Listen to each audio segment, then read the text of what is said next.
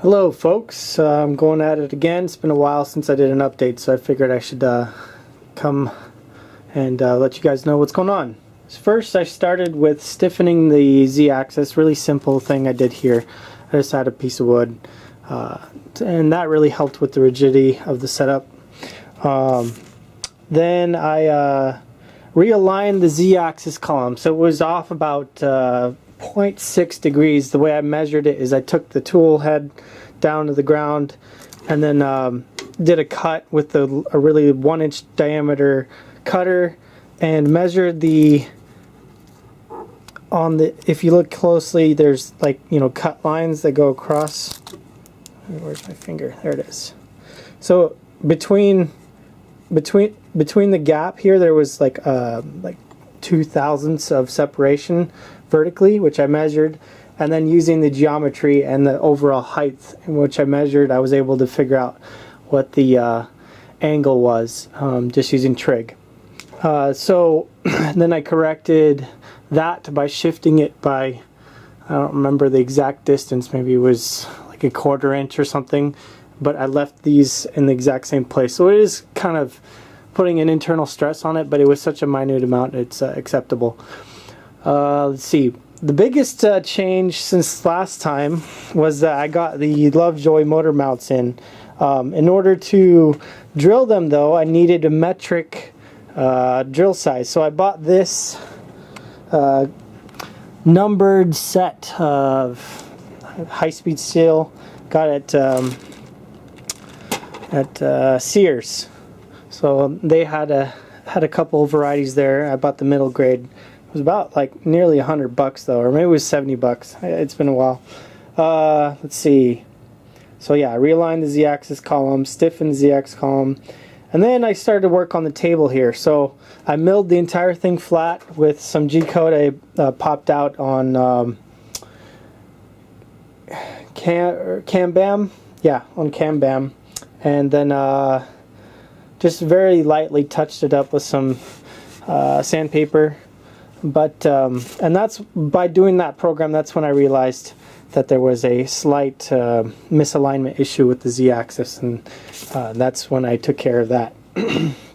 So, and then I finished off the attachments, and when I cut the edges off, so I didn't have a raised surface on the edge, because when I first milled the center, there was still some distance on the end that it hadn't milled flat, because that was the work range of my table. So I cut them off on the corners, but I needed to shim it. So I shimmed it here with some cereal boxes, because they're right thickness. They're sort of pretty good for compression, because they don't there's not a lot of, well, here's one. It's when you compress it, it doesn't deflect a lot. It's fairly dense cardboard. Let's see. So that's it for the table.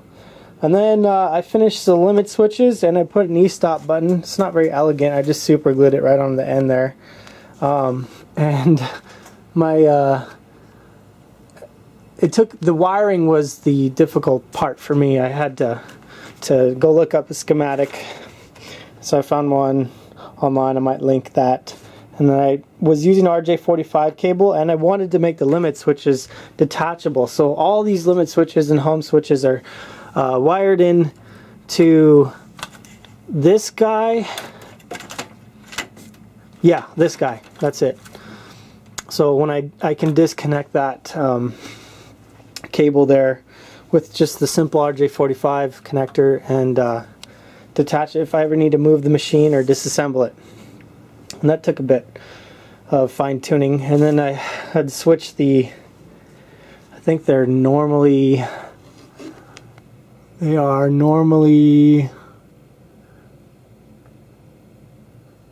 closed, this looks like. Yeah. So that's it for the limit switches. The motor mounts, like I think I mentioned it just slightly, I had to drill them out with the numbered set. because I couldn't get it with a standard drill set and it needed metric, but I wanted to get it done. So it's a slightly oversized, but the grinding issues were because of those couplers that came with the ball screw. I simply rebuilt it and or bought these couplers, and that did the trick, and the grinding noise has since disappeared. Let's see what else we got. Oh, I finished the spindle switch, and you can see that just comes in right there. Something pretty simple. Like so, that has been nice addition. And I returned the three-way switch because that's not for that application. I used a single-way switch. And that worked nicely. And there's a little plastic box housing to protect from fires and whatnot. Let's see. And so now I'm pretty much going to be tackling two things. One is because I pretty much am good to go. I'm ready to start cutting stuff. I need to figure out fixturing solutions, and which I have used this double-sided carpet tape before, and I was amazed at how well it was able to hold components down. So that's one bit, and then the other bit is dealing with the CAM software. I've tried CAM BAM, but I'm not entirely impressed with the control that you have over the tool paths for 3D profiles, so I need to investigate that more. I'm working with now student version of SOLIDWORKS at home, and then I have access to full version of SOLIDWORKS at work when I have my time off. And then now I want to start covering the ways, and so what I did is I bought these from Home Depot. It's just a thin plastic, and this one's clear, so that would be nice. It's slightly adhesive, so I need to figure out what to do with that. But I found some patterns online that you can use to fold plastic, or some people have used denim for like jeans and then sprayed it with a compound to give it some more thickness. But I wanted to keep something simple and disposable. This one here is really thin material, and this one here is 15 feet long, so let's see if I can get an end and show it to you. But since it's so thin, it shouldn't compromise the working range of the machine when it's compressed. So I'll give you guys an update on that as soon as I have some progress on it. Well, have a good one.